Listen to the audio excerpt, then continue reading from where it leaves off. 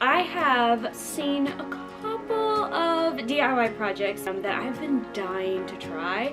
Okay, we have a problem. Like, I'm late to the game, which is kind of crazy considering it's only the beginning of October right now. This was so much more fun than I anticipated.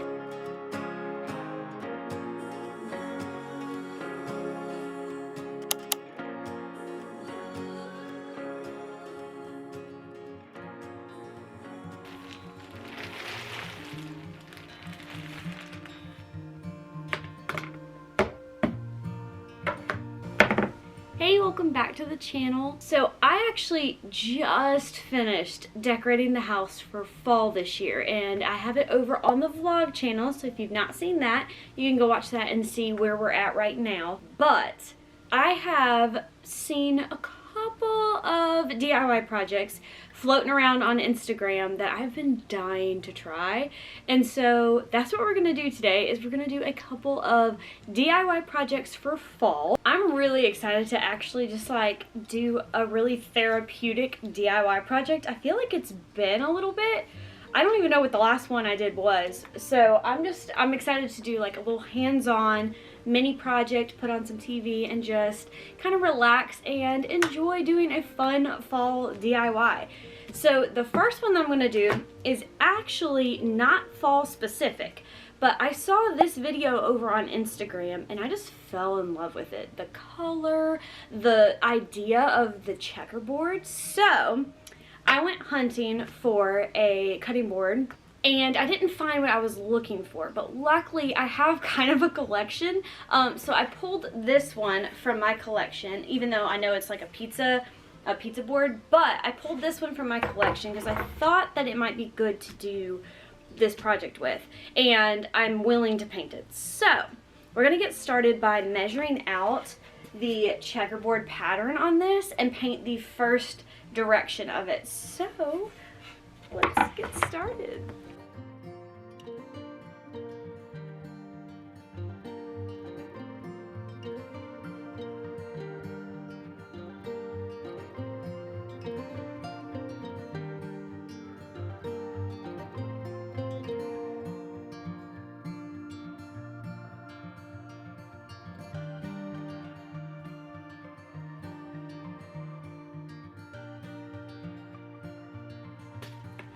Okay, after looking at it, I decided to do 1.5 inch squares.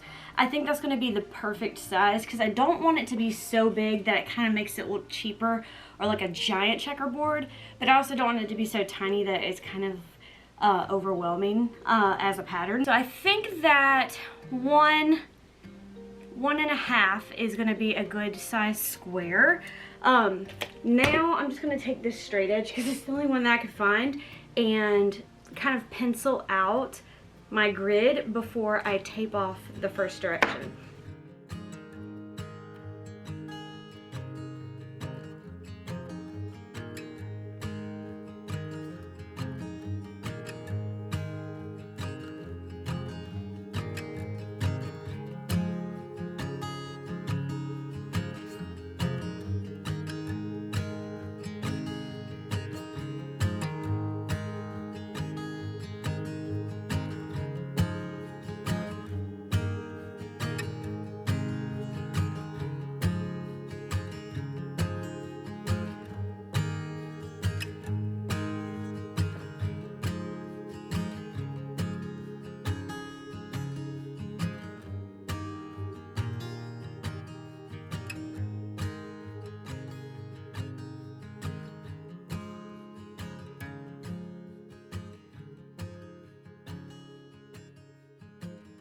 Okay, we have a problem, and that is that this tape is not sticking to this board. This board must have some kind of wax on it, and the painter's tape is not sticking. So I'm probably gonna have to freehand this, which is fine because then I don't have to wait for it to dry. I can just freehand paint it, and it's just gonna have that really handmade feel to it.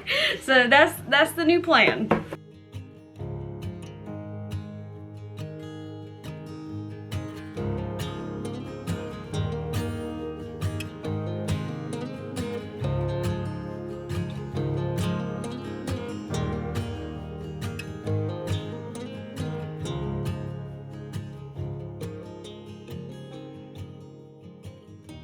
So as I'm going, I'm realizing this definitely would be much easier with a squared off like sponge brush like this. If you're gonna do it freehand, definitely get yourself one of these. I just happen to have this and I was like, I think that might be easier.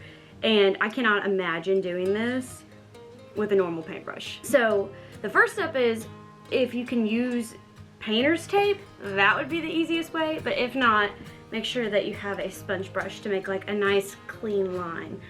It's still gonna look pretty handmade, I'm not gonna lie, but I have to say, it's actually probably more fun this way. Like, I'm really enjoying this. It's kind of like a coloring book, but I get to enjoy decor at the end of it. So yeah, 10 out of 10 project right now. I'm pretty happy because it's really easy and I could just watch my show and yeah, just kind of color in the little squares. So I just wanted to throw that out there, that if you're doing this freehand, I would definitely recommend one of these little sponge brushes.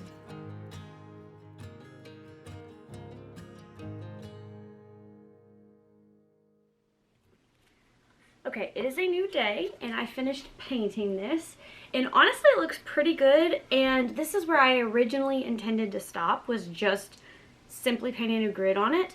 But I've kind of been thinking about it and I was curious what it would look like to take some sandpaper and kind of rough it up a little bit and make it look a little bit more vintage, and then possibly apply a stain to it to make it a little less contrasting and a little bit more tone on tone.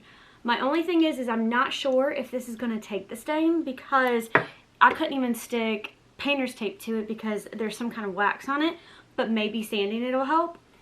I don't know, but I think it's worth a try, and that way it's a little bit more tone on tone and it may look a little bit more vintage and be a little bit more of the look I'm going for. But right now I think it's turning out pretty good, and it was so simple to do. So I'm just gonna take this, which is like a little hand sander. I've just had it forever and I thought about it and found it, but yeah, you can just get these. It has like an itty bitty little sanding pad, and I'm kind of just gonna scuff it up, so nothing crazy. And I probably needed like a finer grit sandpaper than what I have. This one's a bit coarse. It's just what I had though. I don't know what I previously got this for, but I'm just gonna roll with it and kind of just gently give it a little bit of a roughen up, wearing it down just a little bit. And I hope that the result is that it just gives it a little bit more of a used look to it, because that's kind of what I'm going for. I'm just going for a used vintage checkerboard kind of look.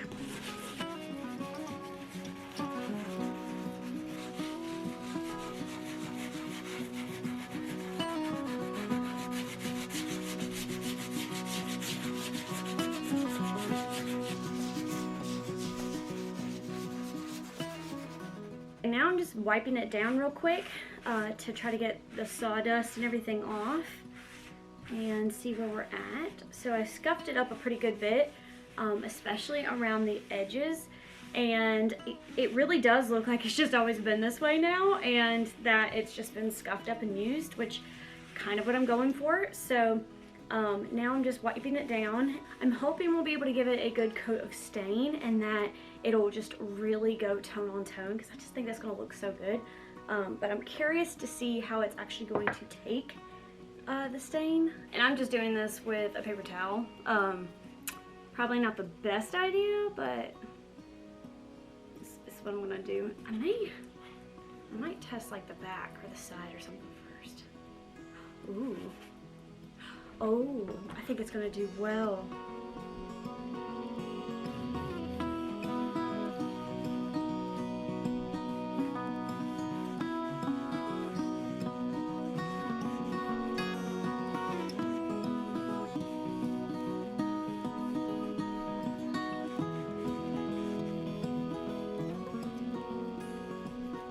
I love that. The contrast definitely got knocked down.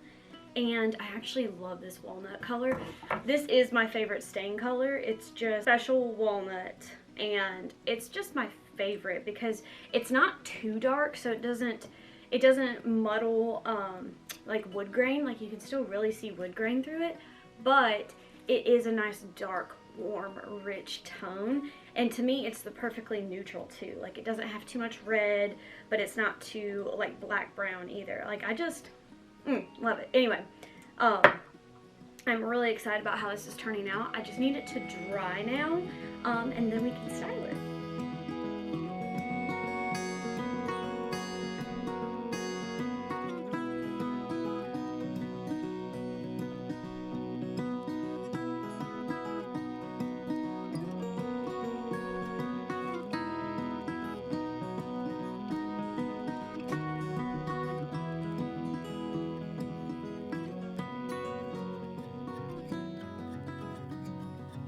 So the one other fall DIY project that I've been dying to try, and you've probably already seen it everywhere, is the viral ghost painting trend.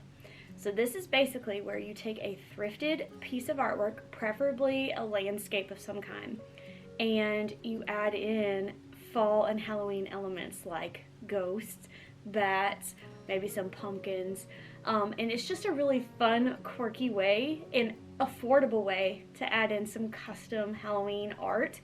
Now, I'm not big on Halloween. I've mentioned this.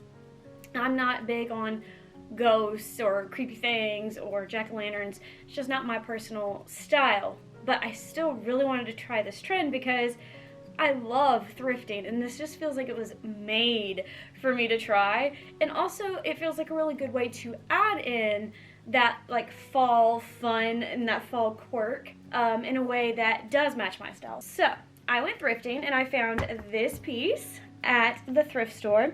It was $3.99, and it is just like a landscape with like a really pretty lake and some trees, and it has some open sky that I love because my idea is to add maybe some bats to give the whole thing like a really moody wash, and then to hide some ghosts maybe down here on the little rocks over in the forest. So just like really subtle ghosts, but I think it'll be really fun. So I'm excited to try my hand at this. I've been waiting a long time. I know it's like almost like I'm late to the game, which is kind of crazy considering it's only the beginning of October right now, and this has already been done like many times. Yeah, so that's a little weird, but I am a little late to the game and I'm excited to give this a try.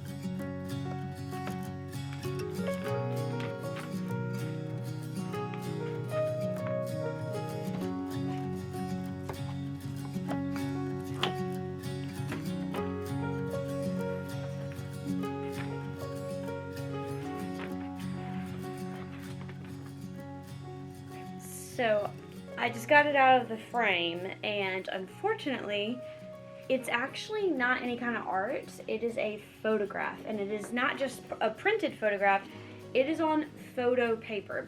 And so I'm a little concerned about how it's going to take paint.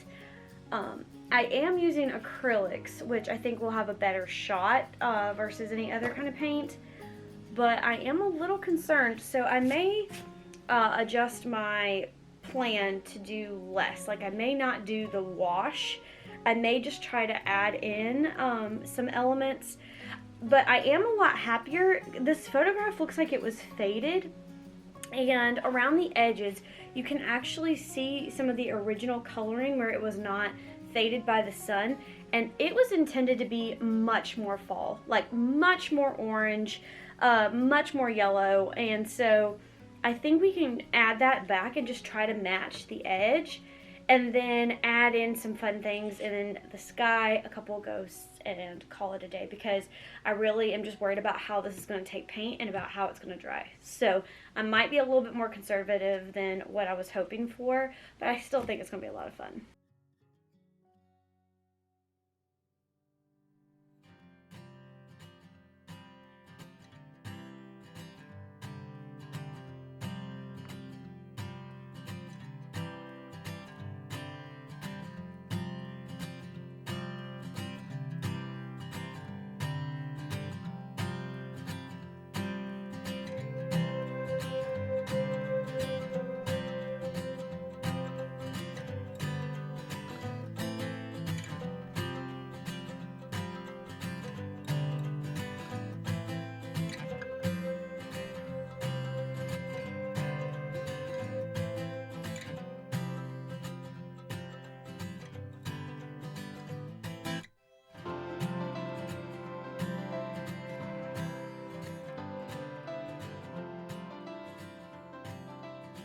This was so much more fun than I anticipated. I wanted to try the trend out, but a part of me was kind of dreading it, feeling like it was kind of going to be tedious. It is not. In fact, I would totally recommend it as a girls' night activity this fall. Like, it was so much fun. You can get so creative with it, and it's really easy. Like, this took me maybe less than 45 minutes playing around with it, and I could have spent longer, and I could have done it faster.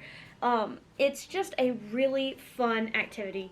It definitely gets you in the fall spirit. Like I said, I would totally recommend it. Like, have your girls over, you know, with some fun, like, charcuterie boards and drinks, and BYOP, bring your own painting, and do this. It's a lot of fun, and I think it turned out so good. I cannot wait to frame it.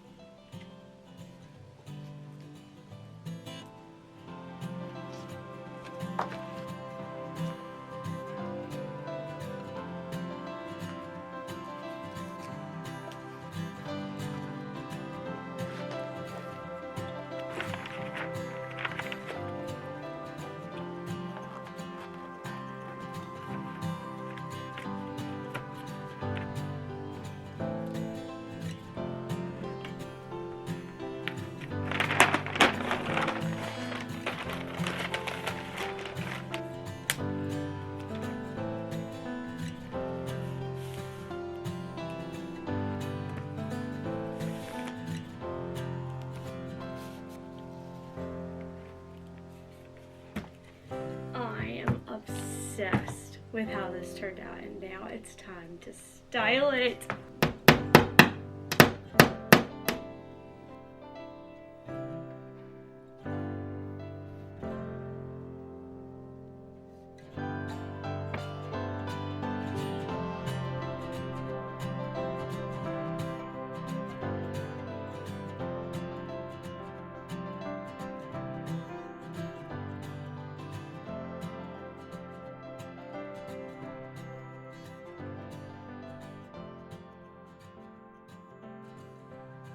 And that is it for our fall DIY projects. I know I only had a couple of them. I just really wanted to keep it simple, and both of these caught my eye, and I just had to give them a try for myself. I'm really excited with how it turned out, and now I feel like my peg wall's complete. So if you saw where I decorated over on the vlog, I was not very happy with how this peg wall turned out, but now I feel like that's what it needed. It needed that extra depth in that pattern, and now it looks so good. I'm also so impressed and so surprised by how much I enjoyed the ghost painting trend. I thought it was just a trend and that it was going to be tedious, and I honestly didn't know. I just thought it might turn out okay. It turned out so good, and it was so much fun. Like, I might seriously plan a girls' night with me and my friends to bring our own paintings and paint and just talk while we're doing it, because it's so much fun. You could do it with your kids. Like, I really think it's a really fun activity to do with family and friends, and they turn out so good. And these projects were really affordable. So the total cost for both projects was $7. I used only supplies I already had on hand. So that was the paint, paintbrushes, stain, all of that. I used only what I already had, and so I'm out a total of $3 for the cutting board and $4 for the art print, and so I think that is pretty good for getting 2 new pieces of fall decor. I hope that you enjoyed this channel. I'm officially calling my fall series done, and we're going to move into some other projects, the candle collection. And so if you have not already subscribed, make sure to subscribe so that way you don't miss out on any of the upcoming projects. And make sure to subscribe over on the vlog too, because that's where I'm going to be posting in between projects. So that's where you're going to get all of your updates and just hang out with me while we're still completing projects and things like that. So I definitely would love to see you over there too. And I will see you so soon in the next video. Bye!